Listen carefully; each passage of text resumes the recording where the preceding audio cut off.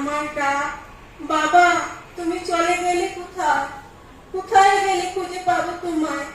বাবা, বাবা বাবা করে মন ডাকতে চায় যে বারবার, তুমি যে নেই, কি করে ডাকবো বলো আমায় একবার? কি করলে তোমাকে ফিরিয়ে পাবো? তোমার স্নেহে চাদর দিয়ে মন ঢাকবো। যখন তুমি পাশে ছিলে তখন বুঝিনি তোমার না থাকার বেদনা কি হতে পারে। এখন অনুভব করি প্রত্যেক মুহূর্তে তুমি না থাকার রিক্ততা, যন্ত্রণা। তোমার মুখে সেই সব ক্ষমক আবার যদি শুনতে পেতাম, মনটাকে অন্তত সেটা শুনিয়ে শান্তি দিতাম, শুনতে থাকতাম। রোজ রাত্রি স্বপ্নেতে একবার তো আসতে পারো, আমার সাথে অল্প সময় কথা তো বলতে পারো। আছে যে আমার অনেক অভিযোগ, জানাতে তুমি দিবে কি সুযোগ? কিসের ছিল এত অভিমানের চোখ? লুকিয়ে রাখলে তোমার সমস্ত অসুখ। নিজের অসুস্থতার উপসর্গকে কেন যে লুকিয়ে রাখলে?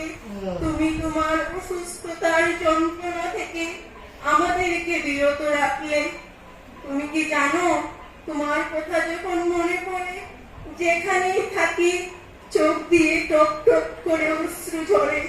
মনে পড়ে পুজোর সময় সকলকে তুমি নতুন জামা কাপড় না দিয়ে থাকতে না, কিন্তু নিজে কখনো নিজের জন্য একটি বারও কিনতে না।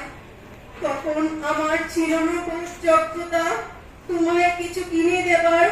এখন যে খুবই ইচ্ছে করে জানো তোমার সেবা করা। সকলেই বলে মা ছাড়া যে জীবন অচল, তা তো সত্যি, কিন্তু তুমি ছাড়াও তো জীবন বিকল। মা নিজে না খেয়ে হলেও আমাদের মুখে অন্ন তুলে দিত, আর তুমি নিজের সকল কষ্ট লুকিয়ে সেই অন্নের জোগান ধরতে।